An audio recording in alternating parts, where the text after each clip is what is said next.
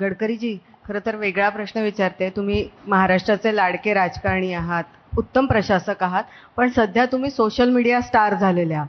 मध्ये तुम्ही कुठल्या तरी पॉडकास्टला प्रभा विश्रांतीगृहाच्या वड्याबद्दल सांगितलं आणि तिथल्या रांगा आता थांबतच नाही. तर कांचन, ते इतक्यात काही नवीन रेसिपी आली आहे का तुमच्यापर्यंत, किंवा नवीन काही खाल्लंय का? नाही हिने सांगण्याच्या आधी सांगतो तुम्हाला. मी खरं म्हणजे हेही लोकांचा विश्वास नाही. मी यूट्यूब वगैरे बघत असतो आणि नवीन नवीन रेसिपी बघतो. मग मला पहिल्यांदा ते यूट्यूबवर आलेली जी रेसिपी आहे ती व्हॉट्सअपमध्ये ज्या नंबरवर पाठवणं मला येत नव्हतं. मी एवढा करता शिकलो की त्या रेसिपी मला हिला पाठवायच्या होत्या.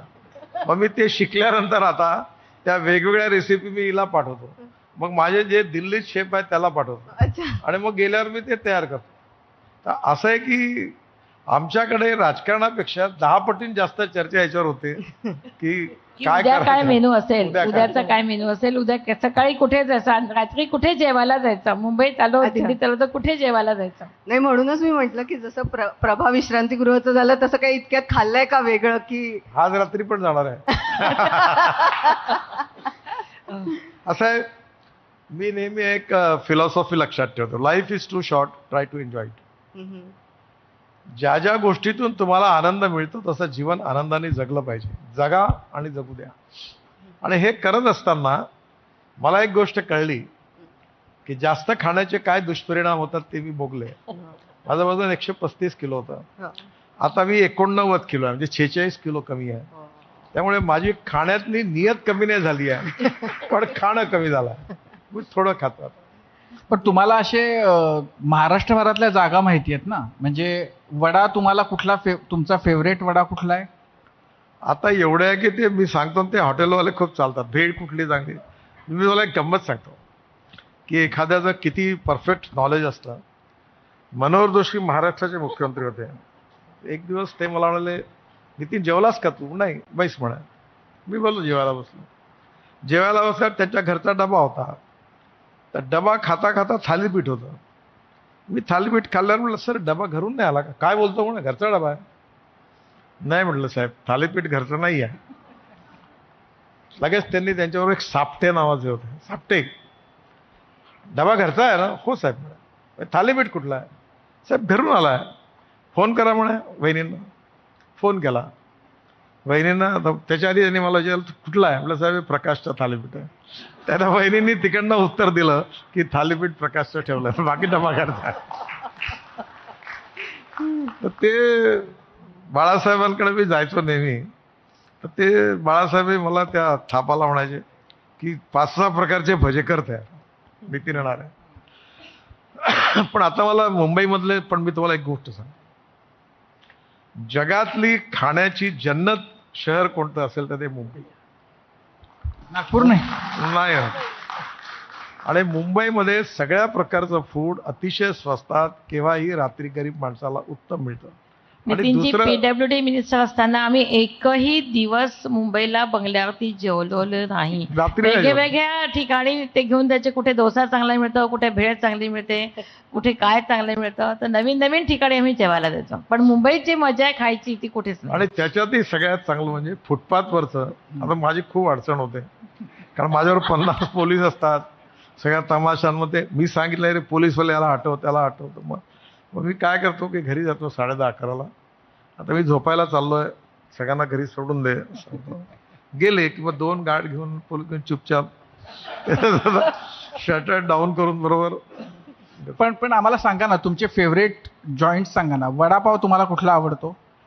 परवाचा पुण्यातला. पुण्याचा.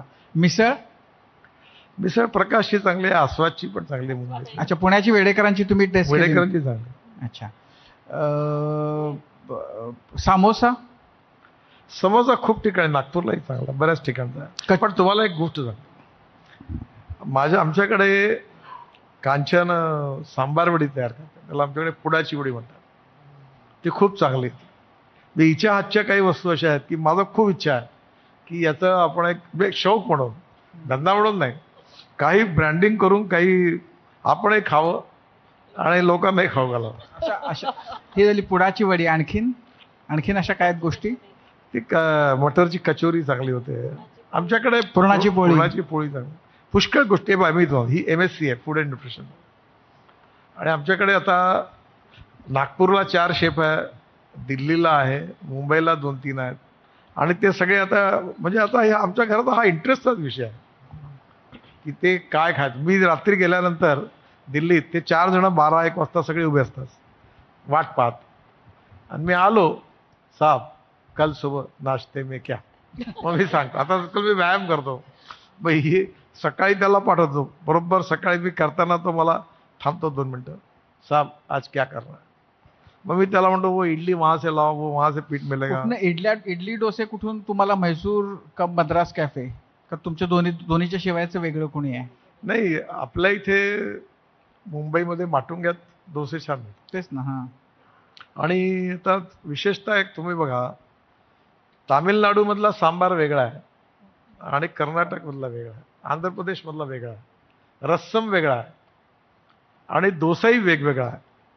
कर्नाटकमध्ये बिसेवेली भात आहे, तो मला आवडतो. मी जेव्हा जेव्हा कर्नाटकला जातो आणि मला तर मी पुष्कळ स्पेशल फ्लाईटने फिरतो, म्हणजे एअर होस्टेसला वाटायचं की काय. तुम्ही तिला म्हटलं तुम संकोच मत करना, बड़े होटल में चाय नहीं लेना, रोड पे पैदल जाना, और जो फुटपाथ पर चाय की टपरी होगी वहाँ अदरक डाल के उबाल के चाय को थर्मास में डाल के लाना, गर्म चाहिए, और वो बराबर वही लेके आना. आता ते बोलते माहिती आणि अनेक एअर होस्टेसचा कच्चा चिवडा शिकवलाय. कच्चा चिवडा कारण शिकवला. आपला राष्ट्रीय खाद्य कच्चा चिवडा. तर अनेक एअर होस्टेसला म्हणजे मी सगळं सामान देते आणि ती एअर होस्टेसचा कच्चा चिवडा कसा बनवायचा आहे ते मी शिकवते. शिकवलं. ती टमाटर टाकायला लागली, म्हणजे टमाटर भेल में कभी नहीं डालते.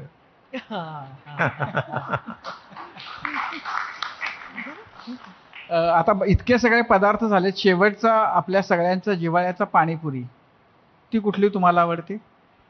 पाणीपुरीचं सगळं यश जे आहे ते पाण्यामध्ये आहे. हम्म. आणि मी त्याच्यावर प्रयोग केला आहे. तुम्हाला माहिती आहे, आमच्याकडे नागपूरला एक कांजी वडा मिळतो शहीद चौकात. तो बनवणारा एकच आहे.